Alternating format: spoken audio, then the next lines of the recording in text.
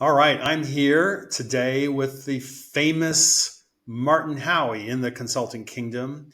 And it is such a treat for me to have Martin in the room. I'm just so grateful because Martin has not only been a great example of what it means to be a stellar professional and the highest level consultant, but also Martin has helped me so much in my own business consulting and uh, how to my journey, how to serve consultants. So anyway, Martin, welcome to the Consulting Kingdom. Thanks, Pat. It's really nice to be here with you. It's nice to see you again, and I can't wait to hear what we have to talk about. All right. Well, I want to just maybe go back if we can and talk about your career because you've had this very illustrious career in consulting. Could you tell our audience a little bit about that? Maybe some highlights, how you got started, what happened? Sure. I was running a business in California at the time, and I had a gym actually, and I was about 23 years old, 22 years old when I started that. And times were getting a little bit tough, and some of the gyms were having competition from a big name player, which was called European Health Spas. And Jack LaLanne, who was a real fitness expert at that time, signed on, and they used his name. And so they were promoting this gym, and they were running some of the smaller gyms out of business up and down the coast of California. They couldn't compete with them. And I figured out how to compete with them and what I could do, and by selling supplements to people. And so I would sell supplements to someone. When you work out, you tear your muscles down, and the way you build it back is with various supplements of protein and proper nutrition. And I figured that out. Well, when the gyms were closing up, the supplement companies were having trouble too because that was a big part of their business. So they came to me and they said, "Well, Martin, how is it you're able to survive against these big box health studios and the other ones can't?" And so I told them what I was doing. They said, "Well, would you be willing to talk to the other gyms and explain to them what they were doing, and maybe that will help our business?" So I said, "Fine." So I went out and I started working with these other gyms. And what I found, I was spending time helping their business, but as when I was gone from my business, Yep. that was hurt my business. So I started charging for it. And they started paying me for that. Well, it wasn't long before one of my clients said, "Hey, my husband has a business, or he works for a business, and they need speakers. It's a corporation. They need speakers. Can you speak on sales?" And of course, I said, "Well, sure." And I'd never really done that before, but I took it on and I went and spoke to them. And then one thing happened after another, and I became a sales trainer for some of the big corporations. Later on, I understood that sales is only a result of effective marketing. You have to have somebody to talk to in order to sell them. So I started getting into marketing, and I worked for companies like AT&T and State Farm Insurance and Black and Decker, Kellogg, General Mills, some of those kinds of companies, Bank of America. And I was kind of a go-to person for them when it came time to try to improve their sales and their marketing. And after a while, about 9 years, somebody came to me and said, "Well, Martin, I'd like to do what you do. Can you teach me how to do what you do?" And I thought, well, not really, but I had enough people ask me about that. So I started training a few people on the side on how to become business consultants and how to consult with businesses and help them in various aspects of the business, how to improve marketing, how to improve sales, how to increase the profits, the bottom line profits, how to restructure some of the business. And these were things that I learned over that 9 year period. Well, one thing turned into another, and I started to get a pretty good sized business. And one day somebody from the UK called me and he said, "Hey, Martin, I'd like to do what you're doing over here in the UK. Can you help me?" And I said, "Well, I'm really not interested in doing that." And he said, "Well, look, I'm going to be in town, or I'm going to be in the US, and can I come and see you?" And I said, "Well, where are you?" And he says, "Well, I'll be going to Disney World. We take our family to Disney World every year, and I'll just stop by and see you." And I said, "Well, that's like 3,000 miles. When do you just stop by and see me?" So that's a long distance. He said, "Well, I'll make it work. I'll bring my family and I'll send him home when we're finished, and I'll just come see it." I said, "Okay." So he came and he saw me and he said, "I really like what you're doing, and can you show me how?" And I said, "Well, I really don't want to get involved in that and training a bunch of people. But I have a handful of people I'm working with now." And he said, well, why don't we start and we'll build an international company? So we did. And it took off. And in 6.5 months, we built this company up to a $12.4 million business. Wow. We sold a franchise. So we would sell master licenses in the UK and Ireland. And then they would sell the consultants, individual consultants. So we had master licenses that were going from London went for 1.7 million pounds, and so other ones went for 900,000 pounds, and so on. So we built that up to $12.4 million in 6.5 months, and then I was missing a lot of time with my family. I would be there for a couple of weeks and back here for a few days and back there for a couple of weeks, and it just wasn't the way I wanted to live my life. So I got out of that part of the business. I sold that part of the business and started just basically in the U.S. building that up. And then what happened there is more people came from different parts of the world and wanted to learn how to be business consultants. Now the company we had in the UK, um, that person was a good marketer. My partner was a good marketer, but he didn't know how to run the business. Right. All the information was my information. It was my materials, my manuals, everything I had was mine, and he would do the marketing. But when I left, you can market something, but you don't know how to teach people how to run it and how to use it. That it's Yeah. really upside down. So he folded eventually, and my business took off, and we trained. At one point, we had I think 4,600 consultants in 78 countries. Amazing. And then at that point, I decided I've been doing this for a long time. I turned 80 years old, and I decided that I didn't want to do that anymore. It's time for me to scale down, and I got some health problems, and so I sold my business off in various pieces of it. And so right now, I'm just working with a handful of higher level consultants. We work with businesses that are about 25 million plus, and I have a couple of corporate clients myself, and I have a team of other people who I help in working with those kind of companies. A few of them So work on you're small. still going. You're not stopping. No, what would I do? I mean, I look at my time and I say, if I didn't do this, what would I do? And I've Yeah. got myself to the point where I had to look at things and say, what's more important, the time or the money? And if you have all the money you need, but you don't have any time to spend it, the money's no good. If you have all the time that you need, but you don't have the money to enjoy yourself, then what good is the time? So you have to have money freedom and time freedom. Those two things are very important. And so you need to set your business up to where the business works for you and not you working for the business.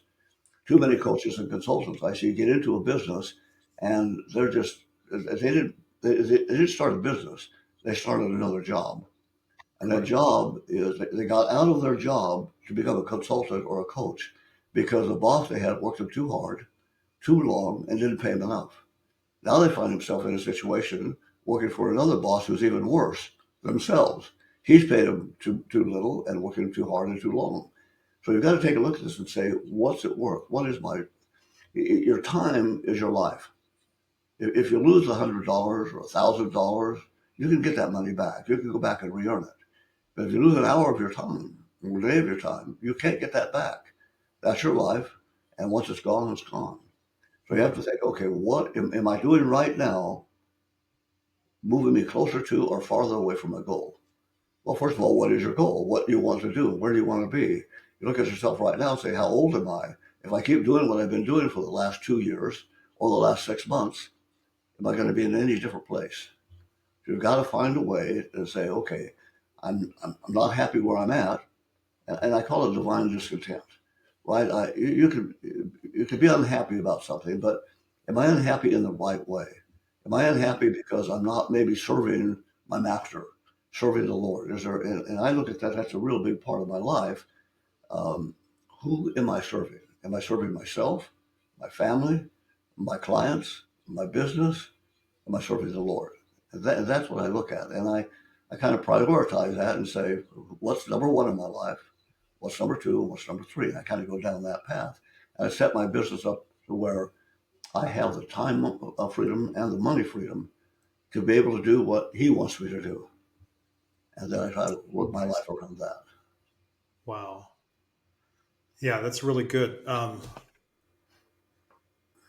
It's hard to keep our priorities straight sometimes, isn't it? Because we have so many pressures coming around us, and it's not like, I mean, for me, I think it's not like there's a number one, a number two, and number three. It's not like God is first, Holly, my wife, is second, my kids are third. I think it's just more all integrated.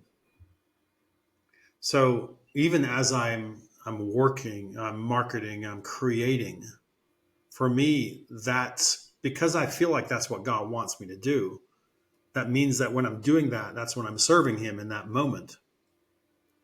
And as I do that with my best ability, you know, doing what He asked me to do with my best ability, with the right attitude, it's just worship. There's not like a ministry I have on the side and then I go to work. It's just all blended together. Uh, Man. Well, I So think you have to be careful by prioritizing and saying God is number one, my family's number two. But you have to be careful because if you spend all your time working for God and you don't take care of yourself, you're eventually going to fail, right? You've got to take care of yourself. You've got to take care of your family. I mean, you take care of your health. You got to make sure your finances are right. Because I know people who go out there and they just want to work for the ministry and do whatever, and they're living in a shack and they don't have the money to go off and do the things. It takes money to serve God. You yeah, have, unfortunately, that's the way it's set up, right? You have to be able to live. You have to feed yourself. You have to feed your family. You have to be able to have shelter, and you have to have clothing and all the rest of it. Well, that takes money. So if you look at it and say, God is my partner, how can we do this together? What is hmm it? And so many of our prayers are based on on what I want. Here's what I yeah, want, rather than saying, show me what lackest thou? That scripture, what lackest thou? Where am I lacking? What is it that I need to do? And show me what I need to do to be able to fulfill the mission that I have here on this earth. wow, What is my mission? What am I supposed to do to fill that? And where am I lacking on it? yeah, Because we can get top heavy in any one of these aspects of our lives, and that's not yeah. healthy. It's a continual adjustment, Mhm. like on a daily basis. And people talk about Continual. having a balanced life. You have to be careful with that. Because when I'm at work, I'm 100% at work. I'm not thinking about my family. I'm not thinking about myself. I'm not necessarily thinking about God because that's part of what I do. But when I'm at work, I'm at work. When I'm at home, I'm at home. I'm with my family. I'm not thinking about work. I'm not thinking about it. When I'm in my ministry part of it, that's exactly what I'm thinking about. So, and the other parts come in somewhat, but I have a dominant thing that I'm working on at that Yeah, particular. yeah. There you go. That's a good way to put it. There is no balance in effective life. You're off balance sometimes. When you're at work, you're at work. But at home, I'm at home, and so you're off balance. So you can't have the same amount of balance in same amount of effort in time in each one of the areas. Yeah, that's so true. So I want to ask about, because you've trained thousands and thousands of consultants. What were the most effective methods you used to train them? So the most effective thing you can do, at least what I found, is it's hard to get good at something unless you actually do it. So one of the things I would say when a person is first starting, I would say get a client. That's the number one thing you have to have is get a client. First of all, figure out who is your client and what you have to offer, right? And how can it benefit them? And then get a client. I don't care if it's don't do a freebie. I don't like freebies because that's what you're going to attract. You're not going to get any results. But I would say get a client, even if it's a throwaway client. You get something, and I say throwaway in that if I don't make any money on this, it's okay. But when I say don't do it for free, what I mean is have some type of a trade off.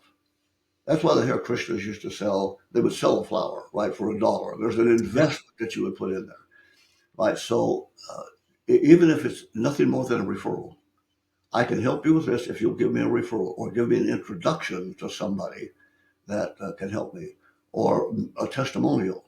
or something. And then now you're getting some value back. They have to be invested some way. Now you got some value back. Now find out what is the biggest challenge you have and then work on that. It's not what I want to teach. It's what you need to have. What can I do to help you move closer to your goals, to eliminate the roadblocks and the obstacles, the things that are holding you back from achieving your goals? What if I can do that, find out what it is you want, and then I show somebody how to solve that particular problem. Then they do it with my help. I'll be there to help them and hold their hand.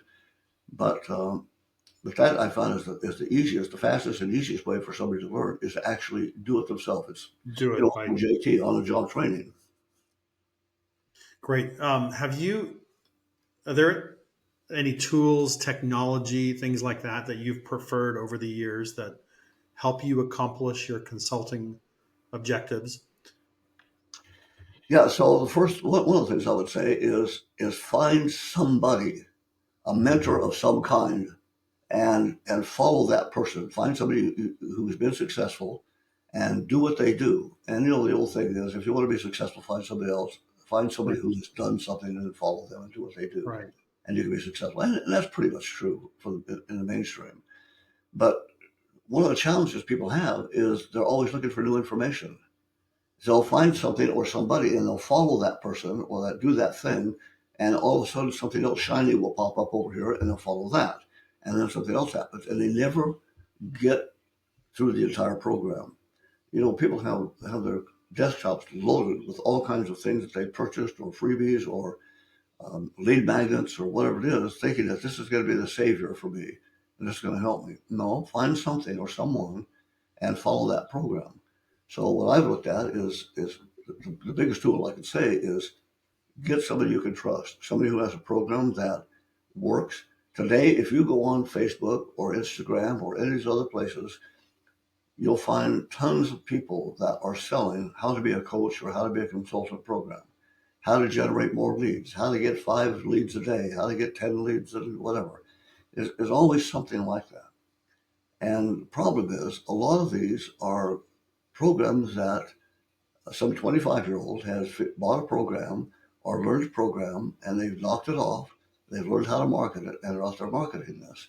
And they're taking money from people. These people have never done it before in their lives. They have no practical, in the trenches experience. They're teaching something they've never done themselves. And they're taking money from unsuspecting people, people who have worked hard for the money. They're investing their time and their effort in trying to figure out, how can I make this business work? How can I get out of my corporate job and make this coaching business work? And they're falling by the wayside. They're failing miserably because a person who's done it doesn't have a clue about how to run a business or what to do in a real life situation. It's really easy to sit back and give information or give advice, but it's another thing to actually do it and Yep. to go out and talk to a real business owner. So So, the biggest thing I would say is to find something or somebody who's been around, who's done it, who has a program that actually works, who has real results, not just a bunch of testimonials you see on Instagram or on Facebook. Anybody can buy those, but real life experience in the business. so do you have any preferred trainers or systems that you would recommend maybe to someone who they're coming into the business coaching space, business consulting space. They're trying to get started. They're maybe finding it's harder than they thought. And they go, okay, I'm going to invest some time in this. I'm going to invest a year, or whatever, and get really good at something, learn a methodology, follow someone. Is there someone that you would recommend, like a resource or a person that they could follow? Well, I think I would say masters, I guess if you want to say it that way, of the business is Jay Abraham. Yeah. He's probably one of the most well-known and has most prolific. The problem is he's got too much stuff, and you can get too involved in that, going down the wrong way. And just a simple thing that anybody can do is buy his book, How to Get Everything You Want Out of Getting Everything. everything you want out of something like that. Getting everything you can out of everything. Let me look it up and I'll Yeah, let you if know. you just look it up, it's real easy to find that. But Yeah. it's a book that goes through the key points of business consulting or business coaching. And they're short chapters, but each chapter has a different, like lead generation or um, partnerships or joint ventures or uh, risk reversals, that kind of thing. And if you understand that, it's not a step by step system how to do it, but it's teaching you the principles that you need to know. And that's probably one of the, the best books out there. He has another one. It's a little bit bigger book. He called it it's a little bit bigger. I think I have it. Hang on a second here. No, I don't have it, but I'll find the book and let you know. I can't think of what it Sure. is, but it's a book that somebody had taken his material and written a book on based on his material and was selling it. And Jay went out and took the book away from him. A lawsuit took the book away from him and then published it. He was selling it for $1,000. It was Mr. X book, Mr. X book. You're right. Money Making Secrets of Jay Abraham and Other Marketing Wizards. There you go. So you got Yep. you got relative to yourself. Yeah, and that's a really good book. It's a bit more involved, but it gets into a lot of detail about what to do. But I think anybody can start with that first book that we mentioned and get a pretty Yeah. good handle. Yeah. Getting Everything You Can Out of All You've Got. There you It's go. on Amazon by Jay Abraham. Okay. Yeah. Jay gave me all his stuff when I was trying to work with him several years ago, terabyte of hard drive or something of all his courses. And I mean, in the past, I bought everything I could and absorbed everything I could and took copious notes on like that Mr. X book, that Money Making Secrets of Jay Abraham and Other Marketing Wizards. That was one Um, of the first books that I came across of his. that's a So phenomenal. It was like $400 or something way back when, and yeah, yeah. I used to wash my hands before I even touched it because I knew I didn't want to get smudges, and it might be worth something someday. I've got it in a box somewhere, but I dissected that book every which way to So you really. bought everything you could with all the money you had, right? To piggyback on the title of his book. Bought everything. Well, I think that. I mean, the getting everything you can out of all you got book. That's a wonderful place to start. Here's the thing, though, is that people read books like this for intellectual entertainment, and they don't sit down with a pen and or a notebook or their notebook computer or whatever, their laptop, and start taking notes and dissecting it and putting plans together and memorizing things and learning the lessons and applying them in real life. They read through the book and they go, "Oh, that was good. I learned a few things," and they're gone. But it hasn't settled into their psyche of exactly what he's talking about. Years ago, when I was doing sales training, we had cassette tapes at that time, and Nigel Gilcoat was a big one. So we'd go out and a sales trainer might get a cassette program, and he would give the album to his salespeople, and say, "Okay, let's read or listen to this, and then apply it." So they would, as they're driving around, listen to one tape, and then to the next tape, and the next tape, and come back and say, "Okay, what else do you have?" And not do anything with it. So we said, "All right, here's what let's do. Let's go out and we'll train this company, and we'll take side one. We'll play part of side one of these tapes, and then we'll stop it and say, okay, how can you apply this? Give me some examples of how you would apply this in life." And we play another part of it. And we do that for the whole side one. And then we tell the sales manager, don't give them the album, give them the tape and have them go out there. And for your first sales meeting, you're going to do this tape. Come back next week, and for your next sales meeting, we're going to review what did you learn, how did you apply it, what do you still need help on, and then we'll introduce tape two, and we'll do that. And pretty soon, so if you have a sales meeting every week, and you have 12 sides of the tape, Wow. yeah, six tapes, you have 12 sides, you got 12 weeks, you got 3 months worth of training out of an album, instead of let's listen to this thing all the way through for, like you said, entertainment. Yeah. That's what they were doing. So if I want to be a business coach, consultant, want to grow, what methodologies would you run from, stay away from? There are things out there that you go, this just doesn't add up, stay away. Like you mentioned the 25-year-olds. I know it's hard because sometimes when you're 23, 24, you think you know a lot and you really don't. you think you've stumbled upon something and you don't. But is there anything else there that you think? So yeah, find a good mentor or a good program or something you can, and especially even better is to find a good mentor with a good program, right? So something you can follow and you can do that. Um, but just be careful with social media because every time, like I mentioned before, every time you turn on social media, something new pops up. And it's real easy to get taken and say, well, the most important thing I need is a client. No, not necessarily. You don't need a lot of clients. If you get one client who pays you well, you can make a pretty good living, and then you go from there. One of the biggest mistakes I think people make is they try to go out and build a huge list. To be an effective coach or consultant, you don't need a huge list. You need 5, 6, 7 clients, and if you get any more than that, or very many more than that, you can't treat them with the intensity that they need and the effectiveness they need. So find and get yourself into a program where you charge based on the value the client gets, not what somebody else is charging, not what Right. you want to charge, none of that. What kind of value? So if I'm going to teach somebody how to grow their business, if I teach them a principle, um, then what if they learn that principle and apply that principle in their business? What's that worth to them? So I look at that and say, it's not what anybody else does.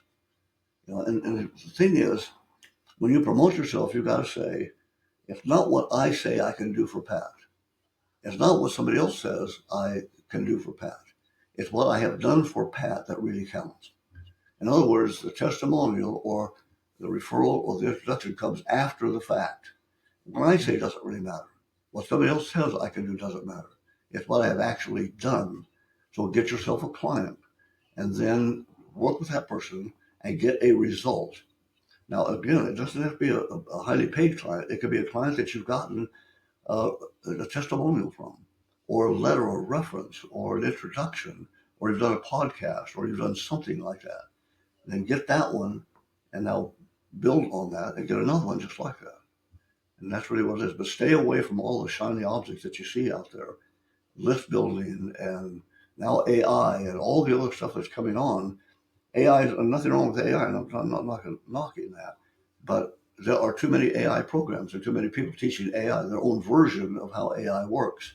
And pretty soon you could get tied up into so many things. Lots of rabbit holes right there in the AI world. Um, so, if you had to go back and start again and do things differently, what would you do differently than now, based on all your years of experience? You go, man, if I could do that again, what would it be? I think the first thing I do is to be clear on who I want to work with. And well, first of all, I would look at what do I have to offer, and then secondly, who can benefit from that. Right. So I look if you're going to start a retail store, you have to know what your inventory is. What do I have in my store? That's the first thing you have to know. What do I have in my store? And then who can buy that? So people go out and say, well, I'm going to try to find somebody that has a problem. I'm going to find a solution for that. No, figure out what solutions you already have, what you already know, and then, okay, who can use that? So what is your inventory? What do you know? What can you do? What can you do better than anybody else? What is some people call it a superpower, or whatever you want to call it. But anyway, what is it that I can do that nobody else can do? Or maybe they can do it, but they can't do it as effectively as I can, or in the same way I can. Then I would find, okay, who can benefit from that? It really narrows things down because if I know what I have to offer and who can benefit from it, I don't have to sell to everybody. I can now Right. target the people who actually can benefit from this. And then what is the benefit I provide for them? What is the tangible benefit I provide for that person or that company? I have to know that. And when I know that, I'm not selling a course or a program. I'm not selling what I want. I'm not selling what the marketplace is selling. I'm selling a solution to an identified problem or obstacle or Hmm. situation that they're trying to get out of. So what do they want more of? And I look at these 4 things. So um, what does the company need to do more of? What do they need to do less of? What do they need to start, and what do they need to stop doing? Start doing, stop doing, do more of, do less of. So we're doing something right now. How's that working for you? It's not working so well. Well, do less of it, or stop it altogether. Or if something's working for you, let's do more of it. Or if you see something, let's start doing that. Those four things will really help you identify what you need to do. Amazing. So now, at this stage of your career, are you thinking about legacy? Thinking about what you're going to leave behind? Does that come in your Not mind yet? not anymore. I did, but I'm not anymore. I'm past that. You're Uh, past the. yeah, I'm past that. That's not important to me. What's really important to me is how do I live out the remaining years I have in the best way possible. And I say best way. Nice. How do I serve God? How do I serve my family? My family's doing well. I've got Good. them. You know, most of them don't have college educations, and that's fine. But they have educations. They know Yeah. what to do, right? And that's the most important thing. How do I think? The most important thing you have is right here. How do I use that? And most people don't use it. How do Hmm. I think? You look at people and say, what were you thinking when you were doing that? What drove you to do that? Right. So stop and think about it. You mentioned it earlier.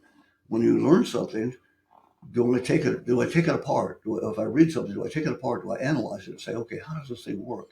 Why does it work? Who will it work for? How can I improve it? How can I make it better? And we're put on this earth not to just take what we have. It's how do I make this world better? How do I take my talents and make my talents better? You know the old story about the talents, right? The 10 talents. Yep. So how do I make my talents better? How do I improve my situation? How do I improve somebody else's situation? Am I here to take up space and waste people's time? Or am I here to provide value that they can't get anywhere else? So good. Is there anything that you have, like we haven't talked about this before, so I'm just going to throw it out there. Is there anything you have that you could sell or give to our audience if they were interested?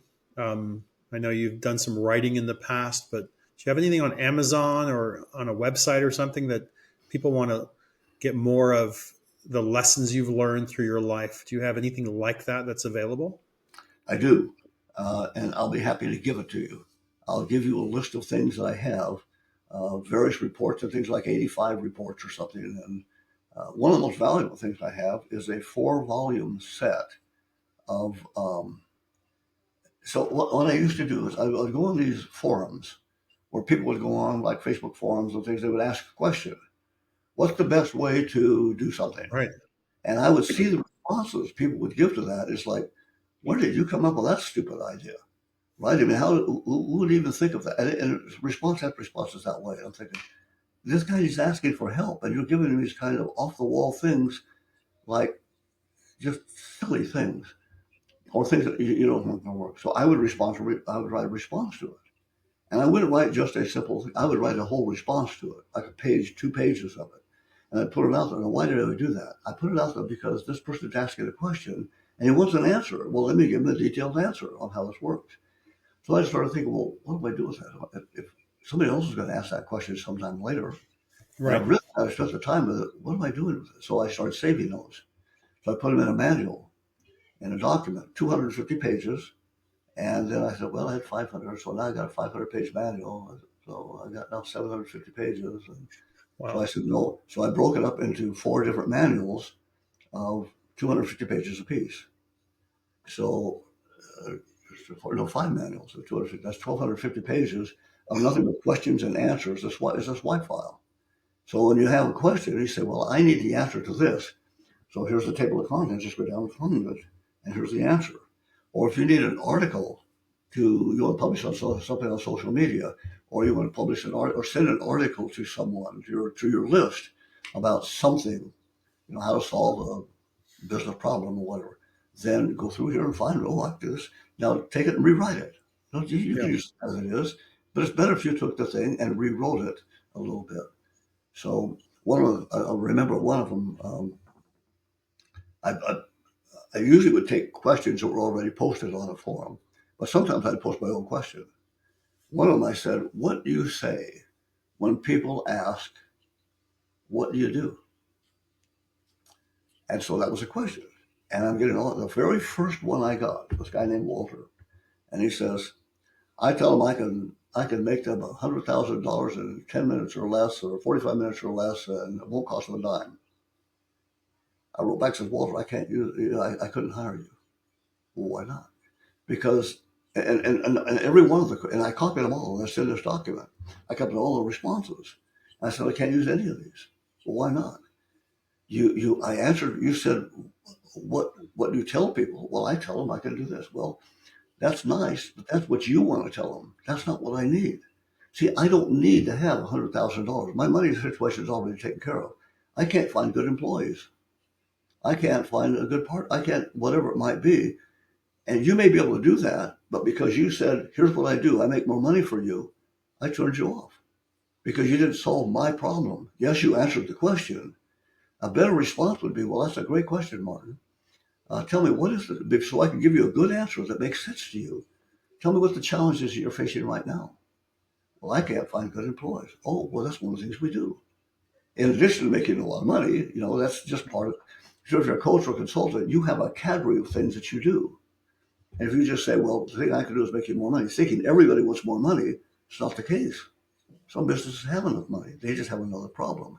But because you answered over here, you just automatically excluded. You excluded Wow. yourself from anything else. So that's one of the best things. I'll send you that, and you can take a look. But that's probably one of the most valuable things I have. And there's other things too. How to hold executive meetings. How do you do lunch and learn? How do you do build it, keep it? How do you build different kinds of programs that we have? How do you Yeah. hold a sales meeting? How do you? We have a 4 week workshop. How do you do a 4 week workshop? What do you do? You do a 4 week workshop. You just need to have 4 different things you're going to talk about. And one week you talk about this, so item number one. Next week, and to go home and do this, like with the cassette tapes with the training, right? Next week, come back, we're going to review what you did and Right. talk about how does it work for you? What kind of problems you still have? What do you need? And we introduce number two and do that for 4 weeks. We do an 8 week workshop. The problem with 8 weeks is you get over holidays or you get to vacation time and people can't make it. So we do 4 weeks. So every week for 4 weeks, you do the whole program. So how do you charge for that? What if you charge somebody $3,000 for that? Can you provide $3,000 with 4 different ideas? Well, they not only teach them the idea, but they've actually implemented it, come back and got feedback on it to show them how to do it better and give it. Can you make somebody $3,000 in 4 weeks? Yeah. Well, so you stop and think about it. That's $750 per idea. If I give you an idea and I can't make you $750 from that idea, I have no business being in business. Hmm. Well, I got $3,000. What if you put 10 people together? You just made yourself $30,000 just in a 4 week workshop. What if you did that once a month? Once every month. That's 12 times $30,000. You get $360,000. Now, what if you said, okay, well, we have a follow up program too, and it's $100 a month, and every month we're going to have, uh, or every week maybe we're going to have a 1 hour Zoom call. Well, you take $100 times your 10 people times 12 months, right? So now you 120 people times $100 a month, Yeah. and you tack that over to 360,000. You're $540,000, just like that. See, so it's just a simple little. I mean, and I have the whole thing laid out exactly what you do, what you teach, and all that thing. So Wow. Fantastic. yeah. So there's a whole. I have a whole bunch of those kind of things, and it's just because in the coaching or consulting business, Pat, and you know this, there are various ways to do this. You could do one-on-one. You can do groups. You can do all kinds of different things. Lunches learned. You could do these 4 week workshops. You could do all kinds of things. What I looked at in my business, I didn't want to tie myself down with a business over a 12 month period. I just didn't want to do it because what happens is the first month you go out there and you knock it out of the ballpark for this guy. The Yep. next month it's not going to be quite that good because you've already harvested the low hanging fruit. The next month may not quite be there either because now you're getting to get fewer. But the first results are going to start to pick up, but you're going to get fewer, right? So So pretty soon the business owner looks at you and says, well, gee, Martin, you really hit it out of the ballpark the first couple of months. But things are kind of slowing down right now. Then you have to go back and explain this is business and it's going to take a while for it to ramp up and all that. And pretty soon he said, well, I don't want to wait. I need this now. And you start to develop an adversarial relationship in that thing. I said, no, I want to work with the client. I want to produce the results and I want to move on. We'll have some maybe follow-up calls of that. But I want to hit these people with a program that could help them right now. If they want more, we'll get more. But I didn't want to work with people on a long-term basis. That was just me. For Yeah. years, for years, I did this the other way. And I said, I just got burned out. So just different ways. And everybody has to find the way that they want to work. If they want to work one-on-one, that's great. If they want to work in small groups, that's okay too. But once again, small groups, they start off with a bunch of people. And then as the group progresses you'll get fewer and fewer people attending the Yep. call. That's the way it goes. They say they're going to listen on their Zoom calls with the replays, and they don't. Yeah. You got to keep those results coming, and that's how you get your business. And once again, there are 3 different ways to get introduced to people. One is just word of mouth. You and I are just talking, hey, my insurance guy, you got to go see him. And the other one is a referral. That's another thing. And what we look for is introductions. I want you to take me to that person that you're talking to and say, hey, I play golf with you and you've seen my business and we've talked about this and I want to introduce you to the guy who got me there. An introduction is so much stronger, and we build the introduction right into the contract. Wow. Produce these results for you. Would you be willing to, if we hit these benchmarks and get these results, would you be willing to introduce me to 2 other people who have businesses similar to yours that could benefit from the same kind of results? Sure. And that's a missing step for a lot of consultants because they don't think ahead like that. So once we hit that result, I go back to them with the contract and say, listen, remember when we talked about this? Yeah. Well, we got these, here's the results we got together. Not the results I got for you, but the results we got together. So remember when you said you'd be willing to, so when could we sit down and brainstorm together who those people might be? Because you know how the program goes. Do you know anybody that might benefit from this? No, I can't think of anybody. Well, if I can, I'll let you know. And it never happens. So when can we sit down and brainstorm together who might be a good candidate? And let's go pull out your mental file cabinet, pull the drawer out, pull out the file. It says business relationships, family, friends, clubs that I belong to, the gym, golf partner, whoever it is. And let me take one category at a time. Who do you know that you go to church with? And so we fulfill anybody else. Okay. Then we go to the next category. So we're not thinking globally, we're thinking very specifically by category. Right? Now I got 7 names here. Which one do you think would be the best one for us to start with? Well, John. Well, why John? Out of all these names, why John? I was going to tell me why John's the best one. He's going to sell me on why John's the best one for us to start with. So what's the best way for us to get in touch with John so you can introduce me to him? See, all of a sudden now we take this introduction or take this referral thing and throw it out the window. We start now getting down to something very specific, very concrete on how we can get introductions to people who you told me you were going to give me an introduction. And now we selected a person out of your file. And you told me why this person, and you told me how to get in touch with them. And that's how you do it. Amazing. Well, Martin, our time is up, and these are just gems for us, for the audience. I just want to thank you so much.